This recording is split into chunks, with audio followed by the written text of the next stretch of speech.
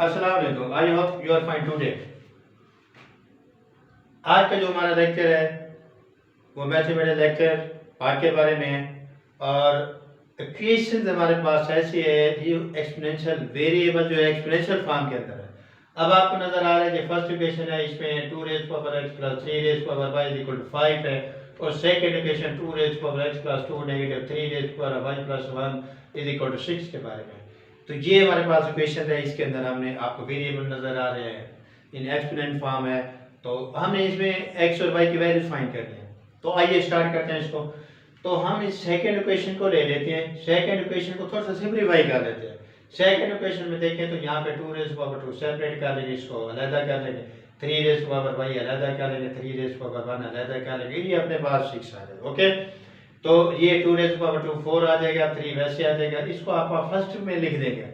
ठीक है, अब हमने क्या करना है, तो जो फर्स्ट इक्वेशन है उसको ले लेना है। अब इसमें किसी एक को हमने ऑफ करना है, या तो वैल्यूज पुट करके कर लो, ठीक है, किसी एक की वैल्यू इसकी निकाल दें, चाहिए इसकी निकाल। ऐसे नहीं करना चाहते तो जैसे ये कोफिशिएंट 3 आ रहा है और ये 4 है, क्योंकि इनकी शेप तो एक जैसी बनी है, तो क्या करेंगे हम इस फर्स्ट इक्वेशन को लेकर इसको 3 से मल्टीप्लाई करेंगे दोनों को, तो ये आपके पास आ जाएगा। तो उसके बाद हमारे पास जो ये 3 आया हुआ है ये इसके अंदर आ जाएगा। तो ये बिल्कुल सेम आपके पास, ये 3 इंटू 3 रेज़ टू पावर और ये भी 3 इंटू 3 रेज़ टू पावर। तो अब हम क्या करेंगे, इसको ऐड कर देंगे। 3 और 4 को हमने ऐड करना है, ऐड करेंगे तो ये कैंसिल हो जाएगा, ये 7 आ जाएगा, ये 2 रेज़ टू पावर x आ जाएगा, ऐसे कॉमन हो जाएगा, 6 और 15 21 हो जाएगा। 7 को 21 पे डिवाइड करेंगे तो आपके पास 3 आ जाएगा। तो यहाँ तक पहुँचने के बाद ये हमारे पास 2 रेज़ पावर x इक्वल 3। अभी हमारे पास ये x की वैल्यूज फाइंड, x की वैल्यूज हम आगे फाइंड करेंगे। तो बाकी हम y को निकाल लेते हैं, 3 raise to power x plus 3 raise to power 5, इसे हम दोबारा यहाँ पे राइट करेंगे। राइट करने के बाद फिर हमने क्या करना है, ये जो 2 रेज़ टू पावर x नजर आ रहा है 3 के इक्वल है, ये हमने 3 इसकी वैल्यू डालनी है, इसको राइट साइड पे ले जाएंगे तो सब्ट्रैक्ट करेंगे, ये 2 आ जाएगा।